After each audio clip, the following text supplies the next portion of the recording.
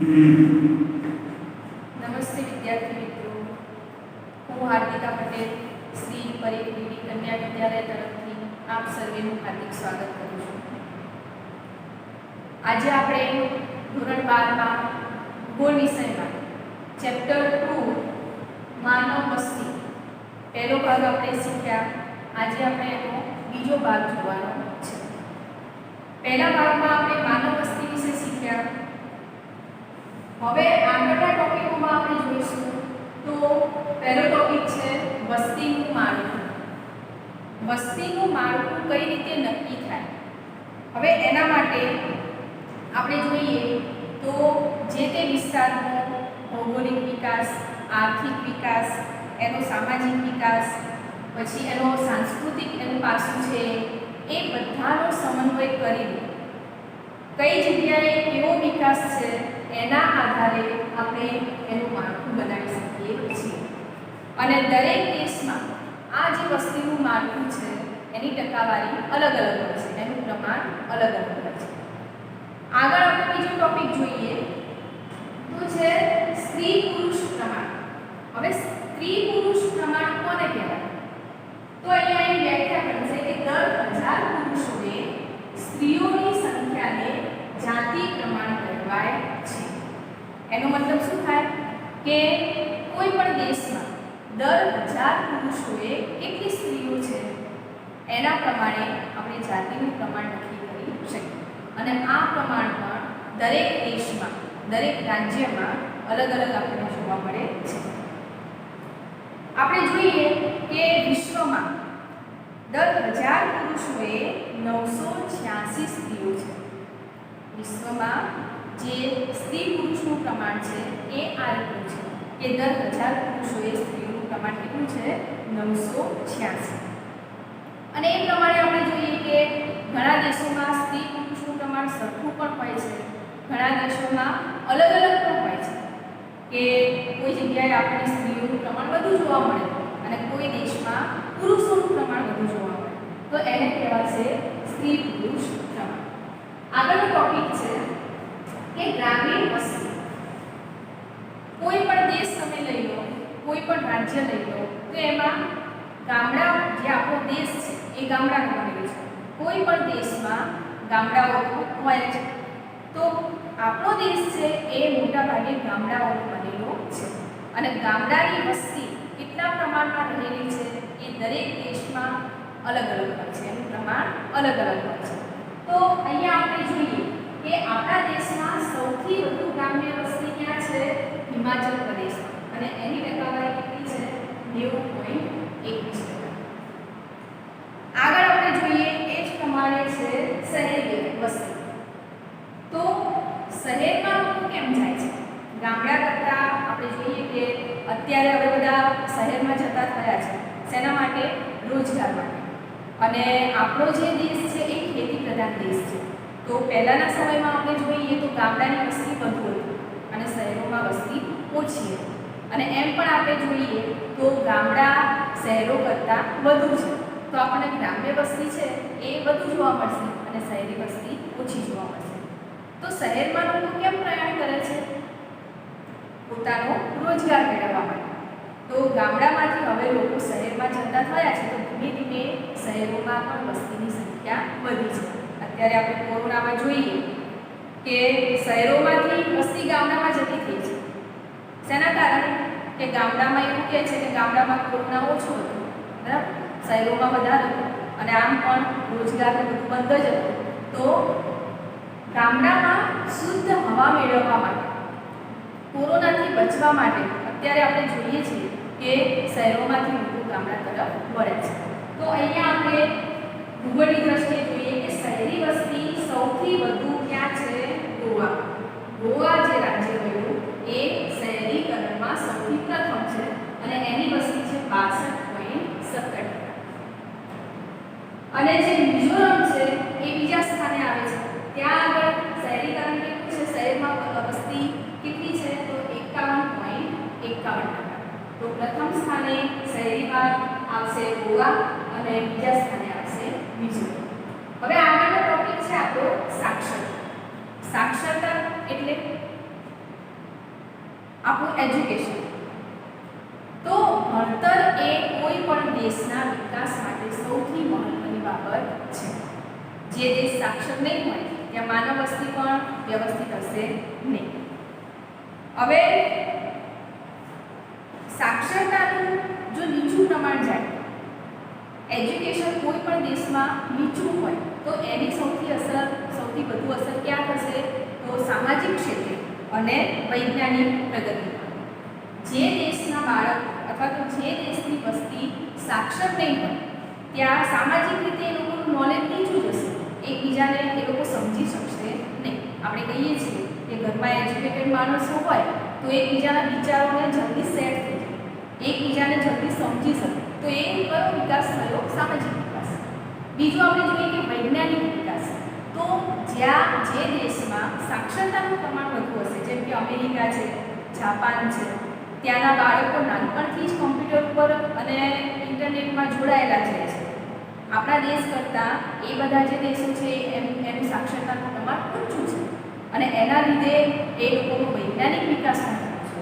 તો સાક્ષરતાનો જે દર છે નીચો હશે તો એની સૌથી વધુ અસર સામાજિક અને વૈજ્ઞાનિક પ્રગતિમાં થશે. હવે આપણે જોઈએ કે આપણા દેશની વાત કરીએ તો કેરળમાં સૌથી વધુ સાક્ષર લોકો રહે છે. કેટલા ટકા? 94%. કેરળ છે સૌથી સાક્ષર રાજ્ય છે આપણા દેશનું અને સૌથી ઓછું સાક્ષરતાનું પ્રમાણ છે તો બિહાર. કેટલા ટકા છે? 61.8%.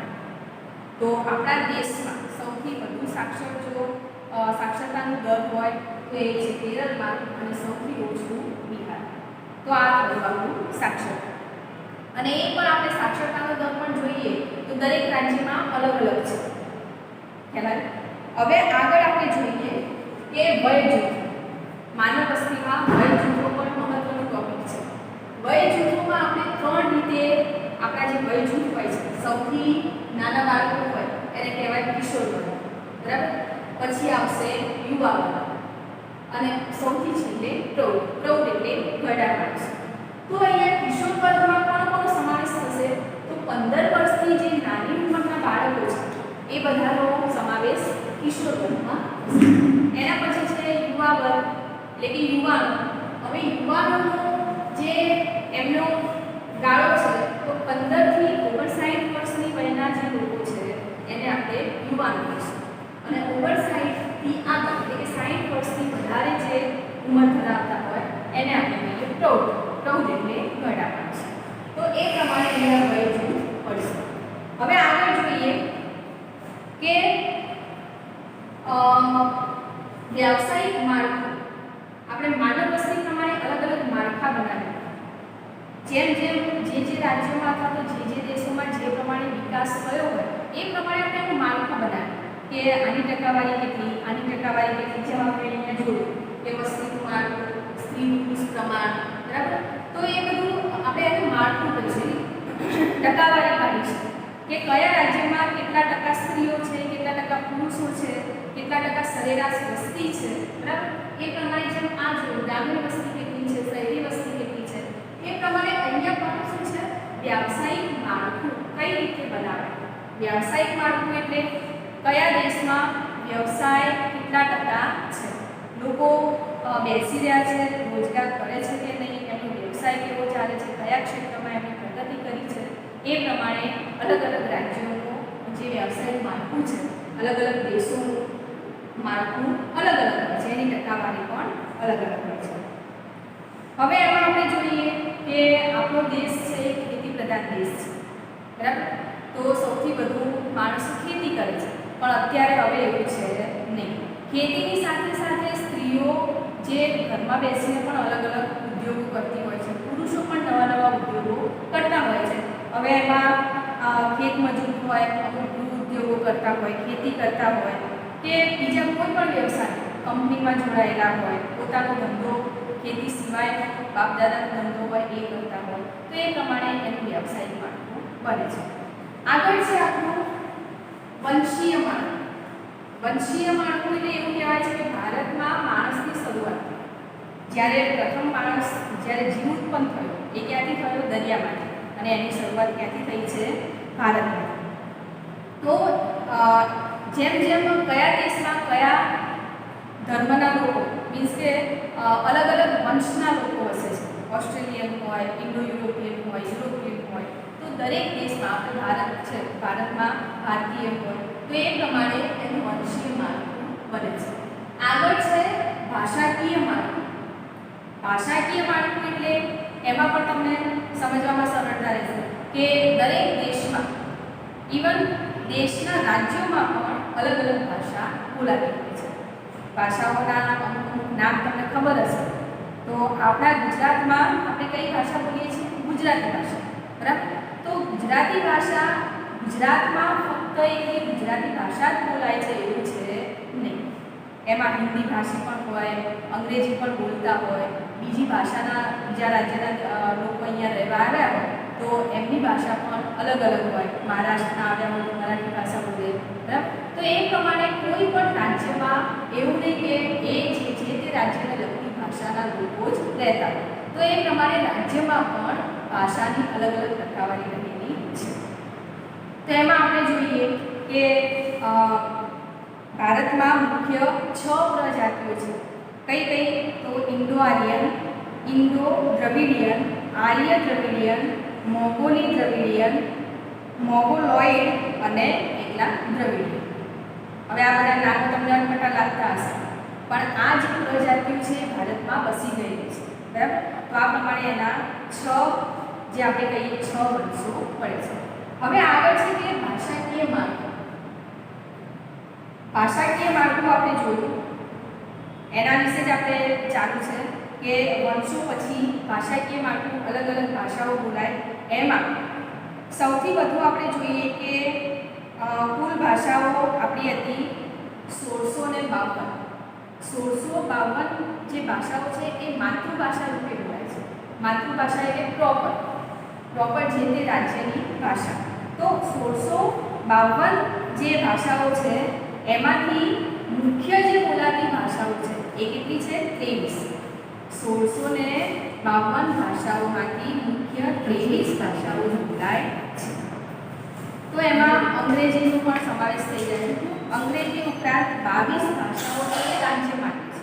રાજ્ય માટે એટલે અંગ્રેજીને આપણે આપણા રાજ્યની ભાષામાં અથવા દેશની ભાષામાં સમાવેશ કરી શકીએ નહીં. આપણી ગુજરાતી માતૃભાષા ગુજરાતી છે, આપણી રાષ્ટ્રીય ભાષા હિન્દી છે અને અંગ્રેજી છે એ ઇન્ટરનેશનલ લેવલની ભાષા કહેવાય. બીજા દેશમાં આપણે જવું હોય ભારત સિવાય તો એમાં આપણે અંગ્રેજી ભાષાનો ઉપયોગ કરીએ છીએ. તો અંગ્રેજી સિવાયની જે 22 ભાષાઓ છે એને જ આપણા ભારત દેશમાં માન્યતા મળેલી છે. હવે આપણે જોઈએ આગળ કે ધાર્મિક માળખું. ધાર્મિક માળખું એટલે તમને ખબર છે કે આપણો ભારત દેશ છે એ બિનસાંપ્રદાયિક દેશ છે. બિનસાંપ્રદાયિક એટલે એમાં કોઈ એક જ ધર્મના લોકોનો વસવાટ છે નહીં. અલગ અલગ ધર્મના લોકો રહે છે. હિન્દુ, મુસલમાન, જૈન, પારસી, બરાબર. તો અલગ અલગ ધર્મના જે લોકો રહે છે એના આધારે આપણે ધાર્મિક માળખું કે કેટલા ટકાવારીમાં કયા ધર્મના લોકો રહે છે, આ ધર્મના લોકો આ રાજ્યમાં કેટલા ટકામાં છે, બરાબર. તો એ પ્રમાણે આપણે જેમ જેમ જે દેશમાં આપણે જોઈએ કે ગુજરાતમાં આપણે હિન્દુ ધર્મના લોકો વધુ રહે છે, બરાબર. તો એ પ્રમાણે હિન્દુ ધર્મના લોકોની સંખ્યાની ટકાવારી વધુ હોય. તો એ જ રીતે અલગ અલગ રાજ્યોમાં અલગ અલગ ધર્મના જે લોકો છે એ એમની ટકાવારી રાજ્ય પ્રમાણે અલગ અલગ. તો એ આપણું થયું ધાર્મિક માળખું. હવે આ તો થઈ માળખા વિશેની વાત. હવે મેઇન પોઈન્ટ છે માનવ વિકાસ. તો માનવ વિકાસ સૌથી વધુ શેના પર આધાર રાખે છે? એનો મુખ્ય હેતુ શું છે? તો જે આપણી જીવનની ગુણવત્તાને વધારે સારી બનાવે. માનવ વિકાસ થયેલો કોને કહેવાય? ફક્ત તમે ભણેલા છો તો તમારો વિકાસ થઈ ગયો એવું કહેવાશે? ભણેલો માણસ છે પણ ઘરમાં બેસી રહે છે તો એનો વિકાસ થઈ ગયો? ના. માનવ વિકાસ કોને કહેવાય? કે ભલે એ ભણ્યો છે કે નથી ભણ્યો પણ એના જીવનની ગુણવત્તા અથવા તો એના જીવન જરૂરિયાતની જે સગવડો છે એ પોતે કઈ રીતે પૂરી કરે છે, કઈ રીતે એનો વિકાસ કરે છે, આર્થિક વિકાસ કઈ રીતે કરે છે, એનો સામાજિક વિકાસ કઈ રીતે કરે છે, એના ઉપર ડિપેન્ડ છે. માનવ વિકાસ એને કહેવાય. ફક્ત આર્થિક રીતે આપણે સદ્ધર થઈ ગયા અથવા તો સાક્ષરતાની દ્રષ્ટિએ આપણે સદ્ધર થઈ ગયા તો એને આપણે માનવ વિકાસ કહી શકીશું નહીં. આપણે ભણ્યા છીએ, ઘણા એવું કહે છે, એવી કહેવત છે કે ભણ્યા પણ ગણ્યા નહીં. તો ફક્ત ભણ્યા જ છીએ એને આપણે માનવ વિકાસ કહી શકીએ નહીં. તો માનવ વિકાસ કોને કહેવાય એ આપણે જોયું કે ભણેલા છીએ પણ એનો ઉપયોગ આપણે દરેક અલગ અલગ ક્ષેત્રમાં એનો ઉપયોગ કરીને આપણે આપણા દેશને ઊંચો લાવીએ, કોઈ નવી નવી ટેકનોલોજીનો ઉપયોગ કરીએ, નવી સગવડો પેદા કરીએ, બરાબર. ભલે આપણે વૈજ્ઞાનિક ના બની શકીએ પણ ઘરમાં આપણે જો કોઈ એવી ટેકનિકથી કોઈ પ્રશ્ન આપણે સુલઝાવી દઈએ તો એ પણ આપણો વિકાસ થયો કહેવાય. ભલે ભણ્યા ના હોય, આપણે કહીએ છીએ કે આપણા ઘરડા માણસો હતા એ ભણ્યા નહોતા પણ બીજી એમની જોડે અમુક ટેકનિકો આકાશમાં જોઈને કહી દે કે કેટલા વાગ્યા છે, બરાબર. તો એને શું કહેવાશે? ભણ્યા નથી પણ એમની અંદર એવું નોલેજ છે, તો એ વિકાસ થયો કહેવાય. અને આપણે તો અહીંયા ભણેલા હોય તો અહીં ઘરમાં બેસી રહેવા, કોઈ નોકરી ધંધો કરવાનો નહીં, બસ આપણા પપ્પા કમાય છે તો એમના પૈસે લે, તો એનો એ વિકાસ કહેવાશે નહીં. તો માનવ વિકાસ માટે આપણી સૂઝબૂઝ જરૂરી છે. હવે માનવ વિકાસનું માપન દરેક રાજ્યમાં કે દરેક દેશમાં આપણે જોઈએ કે એનું માપન અલગ અલગ રીતે થયેલું હોય છે. કઈ રીતે થયેલું હોય એમાં જુઓ 3 પોઈન્ટ છે, એના સૂચકાંક હોય છે કે અપેક્ષિત આયુષ્ય સૂચકાંક, બીજા નંબરમાં છે શિક્ષણ સૂચકાંક અને આવક સૂચકાંક. કોઈ પણ દેશનો માનવ વિકાસ થયો છે એ શેના આધારે તમે કહી શકશો? તો આ બધા સૂચકાંક, એની સંધિ છૂટી પડે તો સૂચક વત્તા આંક, એના આંકડા કેટલા ટકાવારીમાં છે એના આધારે આપણે માનવ વિકાસ જોઈ શકીએ. તો પહેલું છે કે આયુષ્ય સૂચકાંક, કે જે દેશમાં લોકોનું આયુષ્ય જો વધવા માંડે, બરાબર, ઓટોમેટિક તો વધે નહીં, તો એવું કોઈ આપણા હાથમાં જાદુ છે કે આપણે આયુષ્ય વધારી દઈએ? ના. પણ આયુષ્ય ક્યારે વધે કે આપણે મેડિકલ ક્ષેત્રે જો વિકાસ કરીએ. દવાઓથી કોઈ બીમારી હોય, પહેલાંના જમાનામાં થોડા બીમાર પડે એટલે પછી મરી જાય, બરાબર. અને અત્યારે તો અલગ અલગ રસીઓ શોધાય છે, અલગ અલગ ટેકનોલોજી, દવાથી આપણે માણસને તરત બચાવી શકીએ. પહેલાં ઓક્સિજનની બોટલો હતી? ના. માણસને ઓક્સિજનની જરૂર પડે તો એકદમ શ્વાસ ઉપડે તો શું થાય? માણસ મરી જાય. અને અત્યારે શ્વાસ ઉપડે તો તરત એને ઓક્સિજનની બોટલ ચડાવી દેવાની, બરાબર, વેન્ટિલેટર ઉપર મૂકી દેવાનું એટલે એ માણસ જીવી જાય. જો એને મરવાનું લખ્યું હોય તો મરી જ જવાનું છે, પણ દવાથી એનું આયુષ્ય છે એ થોડું થોડું આપણે વધારી શકીએ, બરાબર. તો કોઈ પણ દેશમાં માણસનું આયુષ્ય કેટલું છે, કેટલા ટકા વધ્યું છે એના આધારે આપણે માનવ વિકાસનું માપન કરી શકીએ. બીજો પોઈન્ટ છે કે શિક્ષણ. જેમ આપણે અહીંયા જોયું કે સૌથી વધુ શિક્ષણ કયા રાજ્યમાં છે, તો એ પ્રમાણે અલગ અલગ દેશોમાં આપણે શિક્ષણનો સૂચકાંક જોઈએ કે સૌથી વધુ ભણેલા લોકો કયા છે. અત્યારે પ્રૌઢ શિક્ષણ ચાલુ થયું છે. પ્રૌઢ શિક્ષણ કોને કહેવાય? કે જે યુવાનો છે, ભણેલા યુવાનો, એ ઘરડા માણસોને ઘરે જઈને ભણાવે. ઘરડા માણસોને આવડવાનું તો છે નહીં, પણ ધીમે ધીમે એમને ખાલી લખતા વાંચતા આવડે તો પણ એ શિક્ષણ કહેવાય, બરાબર. એમને કોઈના ઉપર ડિપેન્ડેન્ટ રહેવું પડે નહીં, તો એને શું કહેવાશે? શિક્ષણનો વધારો. તો કોઈ પણ દેશમાં શિક્ષિત માણસો કેટલા છે એના આધારે એની ટકાવારી પ્રમાણે આપણે માનવ વિકાસનું માપન કરી શકીએ. અને આગળ છે આવક. આવક સૂચકાંક. આવક સૂચકાંક એટલે કોઈ પણ દેશની આવક કેટલી છે. આપણે અમુક વસ્તુઓ આયાત કરીએ છીએ, બરાબર. તો આયાત કરીએ તો એનો મતલબ શું થયો કે એ વસ્તુ આપણા દેશમાં થતી નથી, બરાબર. તો એના લીધે આપણે એને વસ્તુ બહારથી મંગાવી પડે. પણ આપણા દેશમાં જ જો આપણે એનું ઉત્પાદન ચાલુ કરી દઈએ તો એ ઉત્પાદન આપણે ક્યારે કરી શકીએ કે માણસો ભણેલા અથવા તો એમને પોતાનો વિકાસ કરવાની ધગશ હોય. તો જે પ્રમાણે વસ્તુઓ જો આપણે દેશમાં બનાવી શકીએ, દેશમાં જેટલું એનું ઉત્પાદન કરી શકીએ એટલી આપણા દેશમાંથી બીજા દેશમાં આપણે નિકાસ કરીશું. અને નિકાસ કરીએ એટલે શું થાય? એના બદલામાં આપણને પૈસા મળે. તો એ થઈ આપણી આવક. જેમ આપણે ઘરમાં હોય, ઘરમાં જેટલા વધુ માણસો નોકરી કરતા હોય એટલું ઘર કેવું કહેવાય? એજ્યુકેટેડ કહેવાય. તો એ જ પ્રમાણે દેશની વાત છે કે દેશમાં આપણે જેટલું ઉત્પાદન કરીશું તો આપણે બીજા દેશમાં મોકલી શકીશું. અને એ બીજા દેશમાંથી આપણને આવક રૂપે પૈસા મળશે, તો જેટલા બહારથી આપણને પૈસા મળશે એટલો દેશનો વિકાસ સારો. તો આવક છે એ આવકની ટકાવારી પરથી પણ આપણે માનવ વિકાસ જોઈ શકીએ. તો અહીંયા કહ્યું આપણે માનવ વિકાસ. હવે છે કે માનવ વિકાસ સૂચકાંક અને ભારત. આ આપણે જનરલ વાત કરી કે કોઈ પણ દેશનો માનવ વિકાસ સૂચકાંક કઈ રીતે પડે. હવે આપણે વાત કરીશું આપણા ભારત દેશની. તો આપણો જે ભારત દેશ છે, માનવ વિકાસના અહેવાલમાં આપણે જોઈએ કે 188 દેશોનો સમાવેશ થાય છે. 188 દેશોને અલગ અલગ રીતે વર્ગીકૃત કરવામાં આવે છે. એમાં જે નોર્વે છે, નામ સાંભળ્યું હશે નોર્વે દેશ, તો નોર્વે છે એ સૌથી પ્રથમ ક્રમે આવે છે. એનો મિનિંગ શું થયો કે નોર્વેનો માનવ વિકાસ સૌથી ઉપરના લેવલે છે, સૌથી સારો છે. હવે બીજા ક્રમમાં આવે છે ઓસ્ટ્રેલિયા. ઓસ્ટ્રેલિયાનો નંબર બીજા માનવ વિકાસમાં બીજા નંબરે આવે છે અને ત્રીજા નંબરે છે સ્વિટ્ઝરલેન્ડ. તો આ પ્રમાણે પ્રથમ નંબરમાં નોર્વે, બીજા ક્રમે ઓસ્ટ્રેલિયા અને ત્રીજા ક્રમે સ્વિટ્ઝરલેન્ડનો સમાવેશ થાય છે. હવે આપણે આપણા ભારત દેશનો ક્રમ જોઈએ. અહીંયા આપણો પોઈન્ટ છે માનવ વિકાસ સૂચકાંક અને ભારત. આપણા ભારત દેશમાં આપણે જોયું કે 188 દેશોમાં વર્ગીકૃત કરેલું છે સૂચકાંકમાં. તો એમાં આપણો નંબર કયો છે ભારતનો? તો આપણા ભારતનો નંબર છે 130. 130માં સ્થાને આપણો માનવ વિકાસ રહેલો છે. અને એમાં જોઈએ કે શ્રીલંકાનો છે 73મું સ્થાન અને માલદીવ એનો છે 104. તો એ બંને કરતાં ભારત છે એ થોડું પાછળ છે, પણ ધીમે ધીમે ભારત આ જે એનો 130મો નંબર છે ત્યાંથી ધીમે ધીમે આગળ આવી રહ્યું છે. તો એ થયું આપણું માનવ વિકાસ. હવે છેલ્લો પોઈન્ટ છે કે ભારતની વસ્તી વિષયક નીતિ, જે 2000માં વસ્તીને લગતા વસ્તીનો વિકાસ કરવા માટે અમુક નીતિઓ ઘડાઈ હતી, બરાબર.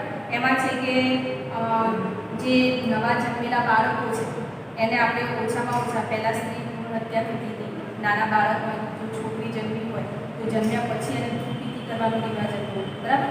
તો આ બધાના કારણે શું થતું હતું, માનવ વસ્તીનો જે વિકાસ છે એ રૂંધાઈ જતો. તો એ બધા ઉપર જે નવી નીતિ આવી છે એમાં જન્મદર વધારવાનો, છોકરીઓને ભણાવવાની, બરાબર. પછી છોકરી હોય કે ઘરડા હોય કે ગમે તે હોય, જે શિક્ષણનું લેવલ છે એ કેમ કરીને ઊંચું આવે, નવી નવી ટેકનોલોજીનો ઉપયોગ કરવો, બરાબર. પછી નવા મેડિકલ ક્ષેત્રે, વૈજ્ઞાનિક ક્ષેત્રે નવી નવી શોધો કરવી. એના કારણે આપણો જે દેશ છે એ આર્થિક રીતે કે સામાજિક રીતે એનું લેવલ ઊંચું આવશે. તો એની જે નીતિ ઘડવામાં 2000માં જે માનવ વસ્તી, ભારતની વસ્તી વિષયક એની નીતિ ઘડવામાં આવેલી છે એનો પણ અહીંયા સમાવેશ છે. તો અહીંયા આપણું બીજું ચેપ્ટર હતું માનવ વસ્તી.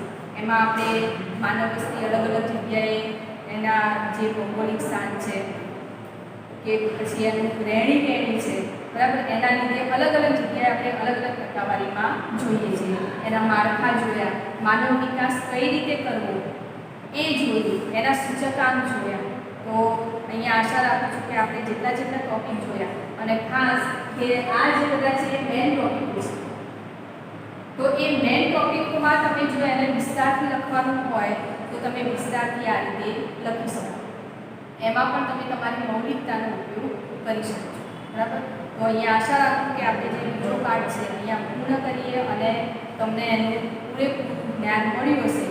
માનવ વસ્તી પાઠ કંઈ અઘરો છે નહીં, એકવાર બુકમાં વાંચી જશો તો તમે આસાનીથી લખી શકો.